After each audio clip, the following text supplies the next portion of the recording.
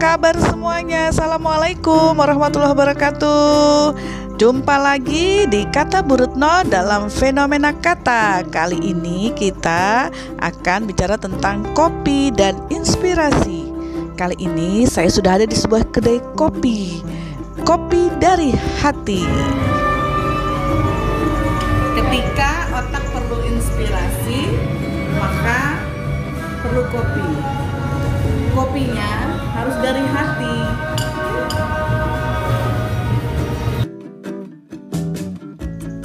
Nah, di kedai kopi ini kita akan ngopi sambil mencari inspirasi.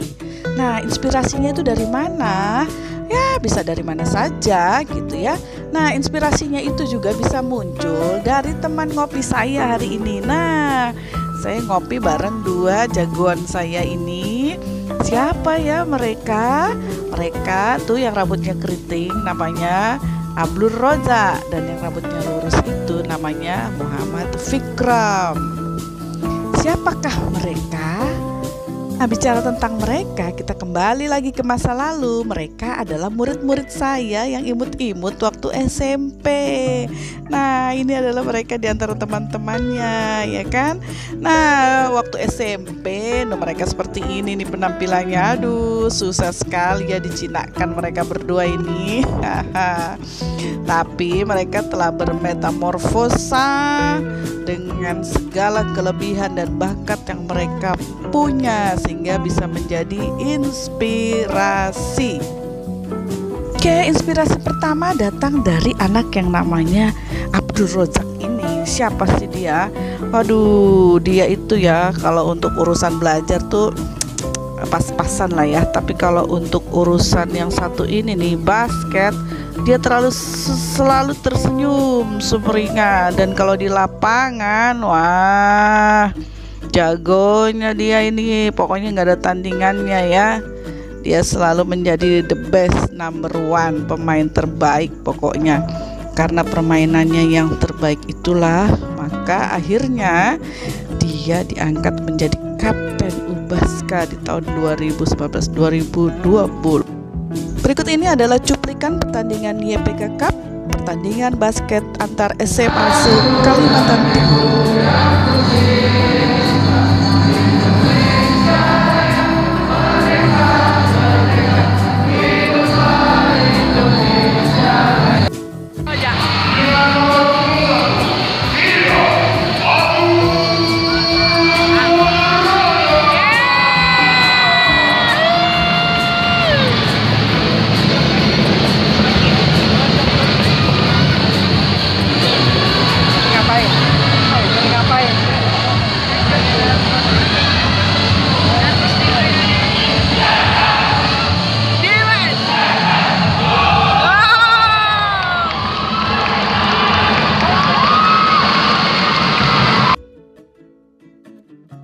Ya, beberapa pertandingan juga sudah menghasilkan prestasi gemilang buat basket SMA YPK.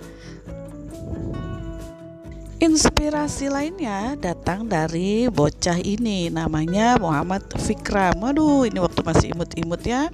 Dia juga sudah bermetamorfosa menjadi seorang anak STM. Walaupun dengan Rojak sudah tidak sekelas lagi, tapi masih bersahabat sampai sekarang. Nah, prestasinya yang tertinggi saat ini adalah dia sebagai duta sampah runner up Kota Bontang tahun 2020.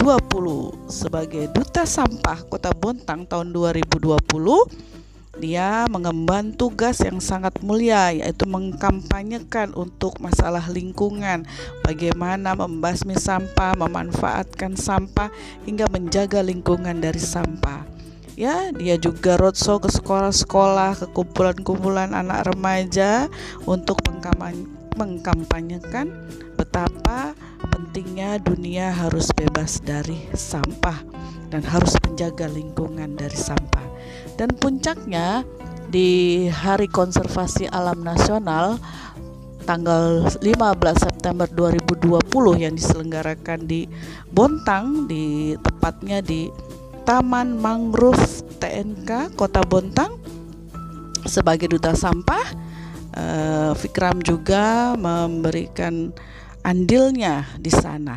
Berikut ini adalah wawancara Fikram pada Hari Konservasi Alam Nasional 2020 di Bontang yang disiarkan di laman Kementerian Lingkungan Hidup dan Kehutanan Republik Indonesia. Alhamdulillah ini sampai di puncak Menara Pandang. Lumayan guys, 4 lantai. Ya, ini sekarang lagi di hutan bakau Taman Nasional Kutai Kalimantan Timur. Nah ini kita coba menyapa ke teman-teman. Dengan siapa ini? Ya, perkenalkan semua, nama saya Muhammad Fikram Kurniawan. Saya dari Komunitas Peduli Sampah Kota Bontang. Kenapa masih muda kok udah peduli sampah? Ini berawal dari keresahan pribadi aja sih Pak ya. Kalau kita lagi liburan ke tempat-tempat wisata khususnya di Kota Bontang, kita boleh merefreshing, tapi yang kita dapat kita melihat sampah banyak. Kita malah menghirup udara-udara yang seharusnya kita mau cari udara segar, kita malah menghirup udara-udara bau karena bentuknya sampah di daerah wisata tersebut. Jadi hati saya terbuka, gimana sih supaya wisata alam ini bisa bersih, gimana sih masyarakat bisa sadar akan pentingnya membawa sampah pada tempatnya, karena ini juga demi kita, dari kita dan untuk kita, jadi kita nggak akan rugi apapun. Jadi itu alasan saya. Apa gunanya sampah sih buat sampai kamu tergerak terhadap sampah?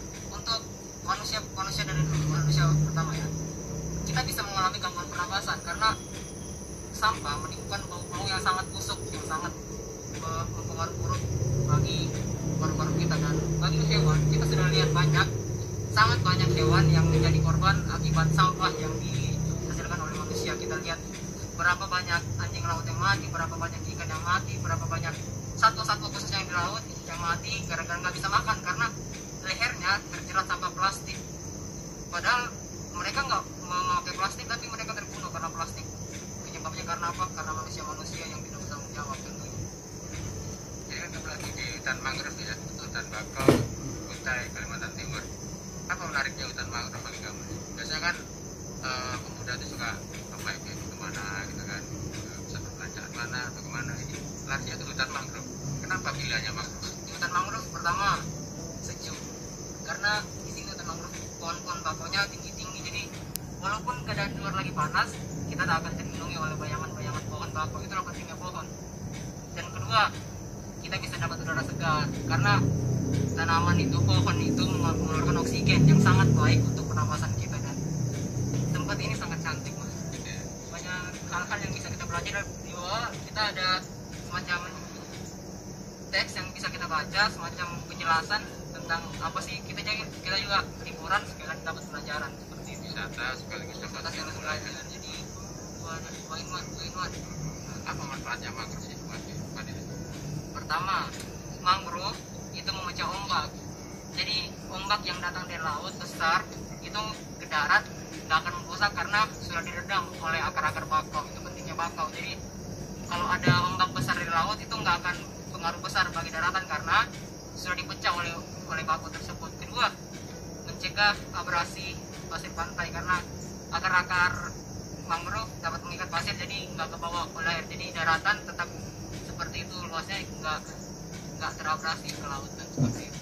Harapan kamu apa nih kepada anak muda sekarang? Pertama, karena saya dari Komunitas Peduli Sampah, ayolah teman-teman, kalian bawa sampah ke tempat wisata alam, bawa pulang sampahnya, jangan dibuang sembarangan. Di tempat wisata mangrove ini sudah disediakan kok, malah ada 3 tempat sampah untuk sampah organik, anorganik, dan sampah B3. Apa sih susahnya buang sampah sembarangan? Cuman gak makan waktu lebih dari 5 detik. Tapi kalau kita buang sampah sembarangan, akibatnya bisa sampai 500 tahun ke depan. Kita bisa membunuh banyak satwa-satwa yang ada di alam ini. Dan kedua, semoga Taman Bakau ini bisa menjadi tempat wisata alam Bontang yang menarik wisatawan dari luar Bontang maupun dari luar negara Indonesia. Dan itu tentunya akan sangat berdampak baik untuk pertumbuhan ekonomi masyarakat Bontang. Salam lestari.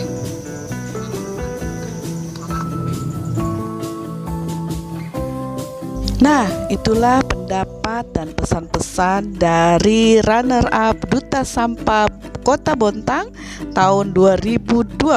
Menginspirasi kan? Nah, kisah dari 2 anak didik saya ini yang masing-masing punya bakat yang berbeda-beda, punya kecerdasan yang berbeda-beda, dan mereka semuanya berprestasi di bidang dan di bakat yang mereka tekuni. Nah, mudah-mudahan kedua siswa ini menginspirasi dan bakat atau kecerdasan mereka yang mereka miliki itu dapat berkembang di masa depan, dan mereka dapat menggunakannya untuk kebaikan kehidupan mereka di masa yang akan datang. Dan mudah-mudahan persahabatan kami tetap terus berlanjut, bukan hanya sekarang, juga untuk sampai ke depannya, sampai mereka dewasa. Semoga menginspirasi.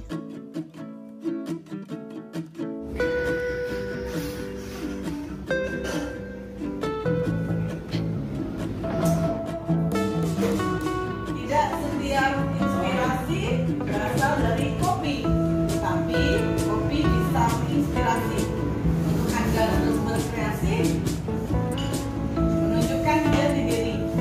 Kopi dari hati sampai ke hati. Nah, demikian bincang-bincang kopi dan inspirasi pada kali ini. Dan sampai jumpa di Kata Bu Retno selanjutnya. Terima kasih atas like, comment, subscribe-nya, dan share. Mudah-mudahan bermanfaat. Assalamualaikum.